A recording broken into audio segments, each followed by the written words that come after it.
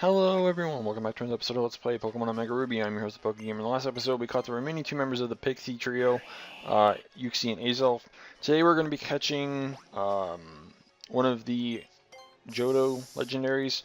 To do this, you're going to need to get the scanner, and this is something that I think I should have done a long ass time ago, but I kind of just spaced on it for some reason. The only hint at finding this scanner is the one scientist dude that you saw outside, just like right before the entrance to the area that we're in now.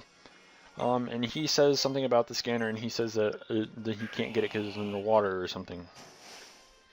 So obviously that's the hint that it's somewhere underwater. Now there's only obviously two areas out here that you can find that are underwater. You got this area here, somewhere just like around in this area, or down here. And we were here before, and I mentioned that you can find a legendary down here. And as you can see, there's like that little middle area over there. If you're playing Alpha Sapphire, the legendary that you would be catching alongside me today would be that. But that's for Alpha Sapphire. We are going to be catching a different legendary, of course, because version differences. Now, if you're playing Alpha Sapphire, you would be catching Lugia, and you would find Lugia down there.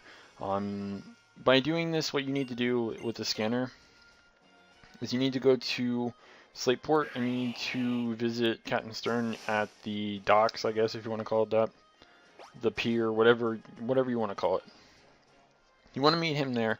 And as thanks of giving him the scanner, he'll give you one of two items. If you're playing Alpha Sapphire, you get the Tidal Bell. If you play Omega Ruby, you will be getting the Clear Bell. The Tidal Bell is required to make Lugia's portal appear, and the Clear Bell is there to get HoOh to appear, or get his portal to appear. Sorry, it's like right now it feels like, I'm really hyperactive, or, I don't know. So you're probably wondering where his portal is. Well, it's on the deck, the upper deck where the one scientist dude was. I don't remember how many, I don't know if you actually had watched it. Go back to my old C Mauville episodes and you'll see it. Because I think I mentioned something about it then. I don't know if you heard that. Excuse me. But if you go back to that episode, you'll see that there was this very long, stretch of metal that kind of was just hanging off the ship, and you got a good view of the ocean from it. There was nothing there. Again, to get the portal to appear, you need the Clear Bell for this. So, yeah, it's actually kind of a pretty view, despite the fact that it's a video game. It's actually pretty nice. So, I don't know. One thing I have to kind of note on, because we're just in the middle of getting to it at the moment. I bought the Majora's Mask. What's it called? The theme, the Nintendo 3DS theme. That's actually very pretty. I love it. It's amazing. Just felt like throwing that out there. If anyone's been deciding on whether or not they want to get it, it's actually pretty nice. So, like I said, there's a giant stretch of metal here. I save here just because when you approach the portal, it asks you immediately if you want to put your hand in. See, I didn't click nothing. If you say no, it walks you away from it. So you can save here after you've said no. That way you can just instantly turn around and walk towards it and do whatever. So strategy here, the strategy I should have went with, that I go with in the second encounter. I should have led Gardevoir, so that way or not Gardevoir, but Roserade, so that way I could Stun Spore it, and hopefully not miss. And then after that, once that was all said and done, I really wouldn't care if Roserade got knocked out by HoOh. It would allow me either a free switch in, or it would allow me to just get the hell out and bring in Altaria. Altaria is necessary here because its Hyper Voice in Mega form is enough to do anywhere between 41.4 and 48.6%, assuming that you go, or that you actually strongly believe in the Showdown Omega Ruby Alpha Sapphire damage calculator, which has obviously proven to be false in the past, and has claimed that something is a 3-hit kill whenever I would kill something in 2 hits. So, I don't know. But I'm sure that we've already taken notice that it has some moves. So let's cover that real quick. Obviously, level 50. It's carrying the Sacred Ash item as it always does. I mean, that's just standard HoOh. This Pokemon has Sunny Day, Fire Blast, Sacred Fire, and Punishment. Now, this is ridiculous. I believe this is also applied to Lugia, so have fun with that if you're playing Alpha Sapphire. And by the way, if you're following along exactly with me for some reason, you're not going to be able to use the same strats that I'm using against HoOh that you can use against Lugia. Just throwing that out there. You might be able to, may not. I haven't done the damage calc. But the trick here is both of them have no more than 20 moves total. And I'm just talking like that's how many times they can attack in general. They can use 5 Sunny Days, 5 Fire Blasts, 5 Sacred Fires, 5 Punishments, 5 Arrow Blasts, 5 Hydro Pumps, and 5 Rain Dances. They both have punishments. I'm not saying punishment twice, even though I just did. But yeah, you have 20 turns to catch these things. 20 turns, that's all you get. If you don't catch it within that time, it's going to start struggling. And the problem is, they have no form of recovery whatsoever. I like how something was in my throat there and cut me off. But yeah, there's no form of recovery. And the second that it's in the red and it starts struggling, it's pretty much dead. You'll notice that I'm giving myself an O power here. The reason for this is because obviously I can't change the in-game time. It'll mess with all of the portals, every single one. They're all considered a sort of daily event. Bad idea to change your in-game time at all. You don't want to risk it. You don't want to do anything like that. If you do, you're going to have to wait a whole full 24 hours to even attempt at doing this again. So, just saying. Now, speaking of the in-game time, I might actually change over the time and upload on Monday. I know that I've been kind of skipping a few days lately. That's because I've been kind of focusing on doing my Reaper title runs on Elsword, because it's 800 runs in total that I have to do. 800 dungeon runs that I have to do. Okay, let me put this into perspective. Each dungeon run is about 8 to 10 minutes long if you're running with people that you don't know.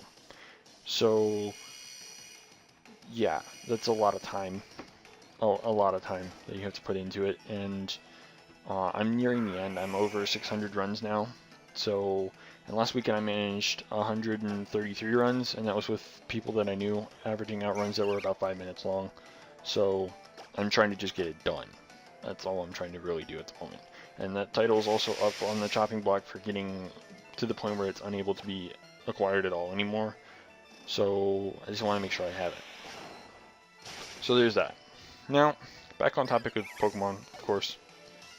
Part of the reason why you want to come here and actually catch your version's legendary is you need it in order to catch 3 different legendaries later down the line. These 3 legendaries, much like HoOh and Lugia, are from the Johto region. Having Lugia or HoOh on your team unlocks a new location whenever you're soaring. This location being the Trackless Forest. And you can find it near Westboro City. When soaring in the sky, if you have Lugia or HoOh on your team, then a new area will open up. This area can only be accessed when one of these Pokemon are in your team. This area is located east of Westboro City, and of course is obviously a small forest. In there, you will find a portal which has Raikou, Entei, and Suicune. Now, these are a time-based thing as well. You have to be very, how do I put this? Efficient on how you catch them. Otherwise, you will suffer. Okay? Just throwing this out there, that's how this works. For Raikou, you have to catch it anywhere between the beginning of the hour. So, let's say it's 3 o'clock. You would want to catch it anywhere between then and 20 minutes past the hour. So, anywhere between 3 and 3:20. For Entei, you need to catch the Pokemon between 20 past the hour and 40 minutes past the hour. So, again, let's say it's 3:20. You would want to catch it between 3:20 and 3:40. And lastly, for Suicune, I don't know if you've seen the pattern and how this is going, but the time needs to be anywhere between 40 minutes past the hour and on the hour. They put it as 40 and 00 minutes. So, yeah. I'm assuming it's just because of your in-clock time or something. You would want to, just go based off of that. But I don't understand it, because it says that you need to catch Raikou anywhere between on the hour and 20 minutes, and then you have Suicune who says 40 minutes and on the hour. So is it just random if you happen to encounter something on the hour? I don't understand. Like, it's weird. But also, if you want immunities, I can give you that. I don't know. I don't think there really is an immunity to you know, to ice. But Entei and Raikou are easy enough. Entei is going to be the biggest problem out of the two, though. Raikou, for attacking moves, has Spark, Crunch, and Thunderfang, so bring a ground type. As long as it's not part Ghost or Psychic, you should be fine. And like I said, Struggle. Fantastic. And for Entei, you can bring something that has Flash Fire or something like that that kind of says, no, whatever. And the reason for that is because it has Stomp, Flamethrower, and Fire Fang as attacking moves. The reason why I said Entei is going to be a bigger problem is because it has access to Swagger, so that +2 confusion, you could be damaging yourself pretty bad. So it doesn't even have to hit you, it can just confuse you. You know, things like that. So attempt number 2 at HoOh while we're continuing here. Again, I don't really remember if there's any kind of immunity to ice, so forgive me if I'm just brain farting at the moment. For some reason, my phone says, hey, I'm going to select this area. Anyway, Suicune has Aurora Beam, Mirror Coat, and Ice Fang as attacking moves. By the way, Roserade sucked ass in the first battle. This time it actually lived like a champ, even on a critical hit, and it managed to actually finally connect Stun Spore, so congratulations. So, Suicune has Mist, by the way, while Raikou has Reflect, for information. Those are their non-damaging moves, so just be prepared for that. Another thing that you should probably get if you didn't already is getting the cast form that you can get at the Weather Institute right outside or west of what's it called, Fortree City. I recommend you get that in case because it's going to be required for another legendary. I would honestly like to find Cresselia's Mirage spot because it's completely random. It's a random daily Mirage Island, so you have to pray that you get it someday. I should probably check that on my game here in a little bit, just to make sure that it's not already there. But like I said, I'm probably going to change my games in game time so that way it's nighttime whenever I go to record. So that way things will be a little bit easier than this because I really don't want to have to go out of my way to get, you know, Ultra Balls as well. And then try and catch things and just, you know, fall flat on my face essentially.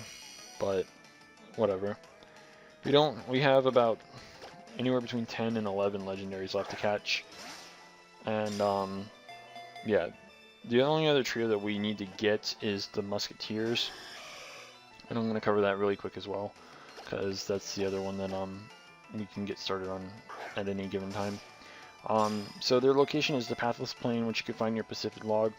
You need 3 Pokemon that have max effort values on your team. When soaring around Pacific Log Town, you will discover a large island called the Pathless Plain. When you land, you will find a small path to a peninsula where a portal is standing. Interact with the portal, and Virizion, Terrakion, and Cobalion will challenge you.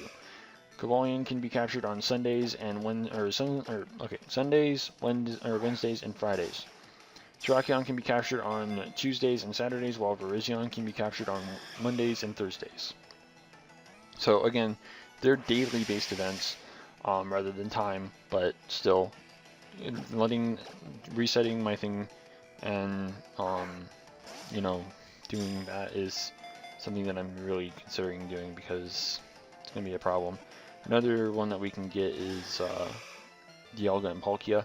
It requires you to have the 3 Pixies on your team. You can find it actually in the sky. You have to find it in the sky. You can't land somewhere. It's like a little rift in space or whatever near Dewford. If you have Azelf, Uxie, and Mesprit in your team while soaring in the sky when you're near Dewford Town, you will discover a large tear in the space-time continuum. As you approach the tear, you will be asked if you wish to enter. If you do, then Palkia will attack an Omega Ruby, while Dialga will attack an Alpha Sapphire. So we'll be getting Palkia, which is, if I'm not mistaken, a much bulkier of the two. So it's gonna be fun. So I don't know. We should have a lot of fun catching the remaining, you know, Pokemon in this game. It's fantastic. But with a couple shakes of this Pokeball, we will be catching HoOh. Finally. I'm kind of just glad that it didn't go over 22 minutes and 1 second, just like, you know, a certain Registeel did. I'm still half tempted to release it, by the way, but, you know, whatever. So what we're going to be doing in the next episode, which is probably going to be on Monday, because again, I'm going to probably adjust the in-game time, which is going to obviously mess with all the daily events, quote unquote. So, like I said, in the next episode, which is probably going to be on Monday, we're probably going to get started on Heatran first, and then we're going to probably get started on other trios.